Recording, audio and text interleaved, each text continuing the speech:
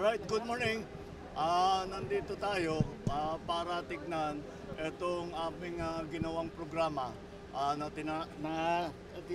it is the formal name for it is the Greater Metro Manila Waterways Cleaning and Cleaning Operations o Plan Kontra Baha ang tawag namin dito. Dahil napag-aralan namin ng mabuti at malaking bahagi sa flooding ay ang siltation. Masyado na mababaw yung ating mga spillway. Pangalawa ay ang basura na nagkukumpul-kumpul para hindi na nga makadaan. So ang una natin kailangan gawin ay linisin lahat ng estero, lahat ng mga spillway, lahat ng ganito upang maging mas malalim yung ating pagdadaanan ng tubig, isang-isa. Pangalawa, para maayos natin at maging mas maganda ang pagtakbo ng tubig para hindi nga maiwan ang lupa na nanggagaling sa taas, yung ibig nagsisiltation. Hindi ito maaaring gawin na minsan lang. Ito ay patuloy nating gagawin, hindi natin titigilan ito. Kasama na ito sa MOOE ng DPWH, maintenance na kailangan nilang gawin every year. Ngayon, itong unang phase, kailangan dahil napakalalim pa, 10 meters pa yung huhukayin on average sa ating, ganun ka babaw na yung tubig. 10 meters ang kailangan natin hukayin para yung iba 20 meters. I'm sorry, 10 feet. 3 meters pala, sorry. 3 meters, 10 feet upang matiyak natin na maganda ang pagdaloy ng tubig. Ngayon, we will continue to do this first part of the O-Plan hanggang July of next year. Ng mga 9 months ito. Hindi namin titigilan.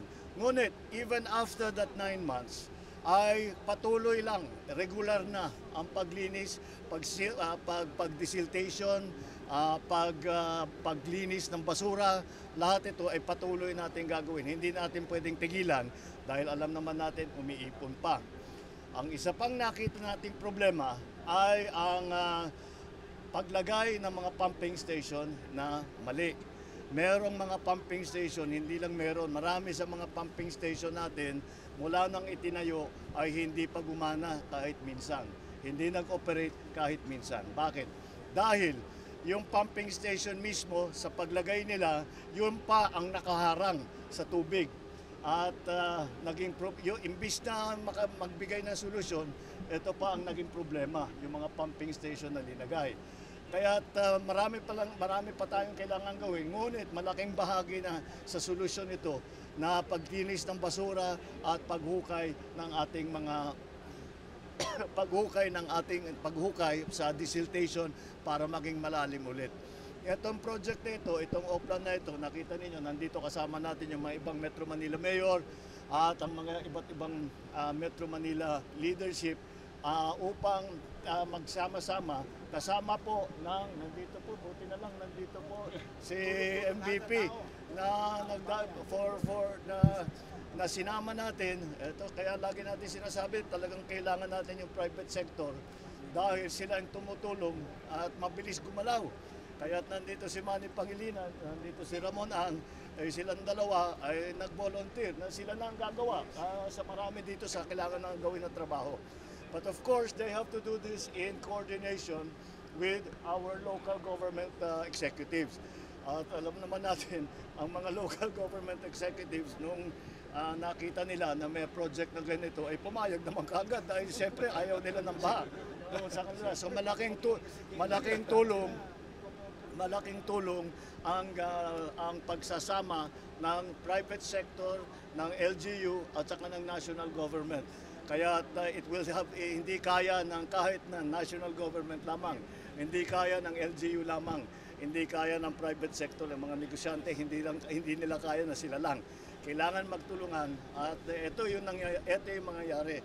Bibilisan natin, sana naman ay mababawasan ang estimate ng ating mga scientifico ay sabi nila mababawasan ng up to 60% ang pagbaha kung ito ay maging maayos na.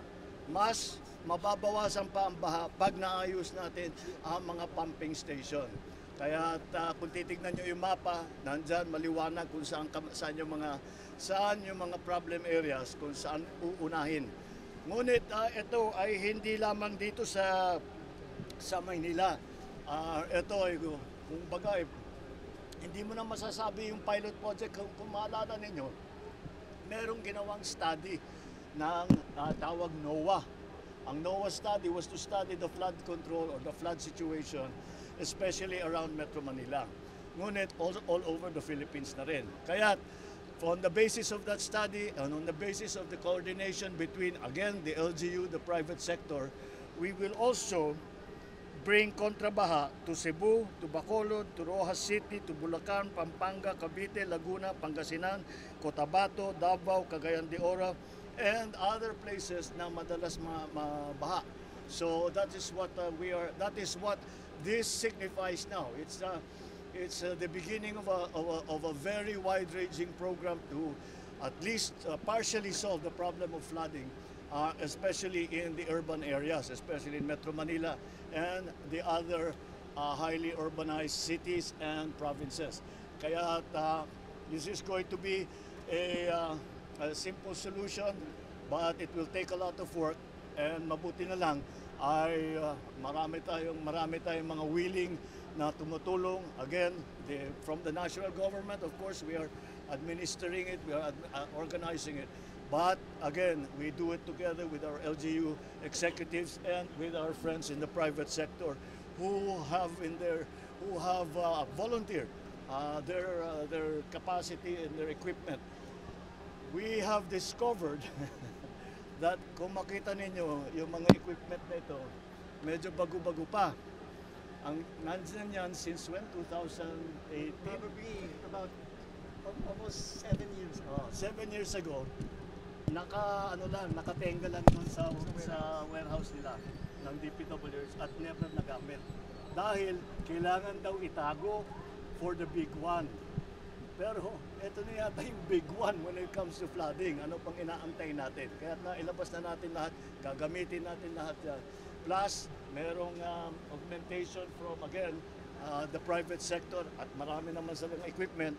And of course, with the approval and the cooperation of our LGUs. So hopefully, we'll just keep doing this. This is not an instant solution. Kung tutusin natin sa pag-aaral ng ating mga eksperto, ang flooding problem hindi maayos dahil meron tayong ginawang isang bagay. We will have to do many things. We have to do the siltation. We have to do the changes in the location of the pumping stations. We have to, in the long term, we have to go upstream and look at the watersheds and see what we can do there. Either develop the watersheds or already put impounding.